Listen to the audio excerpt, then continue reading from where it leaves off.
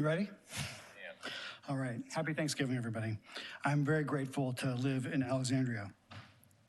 As you've heard tonight, our nation and region are in the middle of a severe housing crisis. This has been reported in news outlet after news outlet. Just last week, the Washington Post wrote a story about how baby boomers are buying up all the housing in the country, making it more difficult for younger generations to own homes and the wealth creation that comes with it. Our nation's collective NIMBY tendencies to hope and pray that somebody else solves this problem have exacerbated this issue. We have built a whole political theology in the United States around the idea that government should focus on artificially inflating housing prices by creating scarcity at the expense of homelessness and basic affordability. This pull up the ladder so nobody else can get ahead mindset is killing our housing supply. To paraphrase Taylor Swift, hi, we're the problem, it's we. Yes, addressing this problem means we're going to have to make some changes to how we build communities, how we plan and how we live. But also, yes, Alexandria is a community that faces hard choices square on.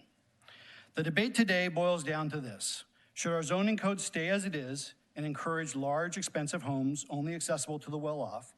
Or should our zoning also allow for some duplexes and fourplexes that are more affordable for people entering the housing market for the first time, or perhaps downsizing after a life living in a larger home? Ultimately, this is a values question.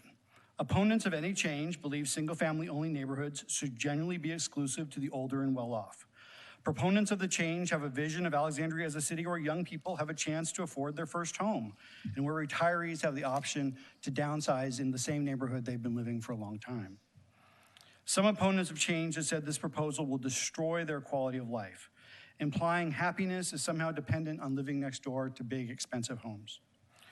Proponents say this plan gives them a little more hope that they may be able to buy a home in Alexandria, a goal that has become harder and harder and harder, especially for people under the age of 40. Exclusivity versus hope. That is the question the City Council is ultimately dealing with today. I live in a single-family home. I've also lived in apartments, townhomes, and row houses in Alexandria. Having housing choices at different price points allowed me to continue living in the city for a very long time. This proposal is about ensuring people that want to make Alexandria their home for a long time have a legitimate chance to do it. I've always believed Alexandria is a caring community where we look out for each other and avoid selfish or entitled ways of thinking. Exclusivity versus hope. That is the choice. I like to think about Alexandria as a hopeful city, and I hope you all choose hope. I'd also like to thank you as I close for your extensive work and time on this process. It's been very transparent. The large number of speakers coming out on either side of this issue shows that the word has gotten out. People have read it, they have discussed it, and they have shared their thoughts about it. And I appreciate you for making that possible. Thank you. Thank you.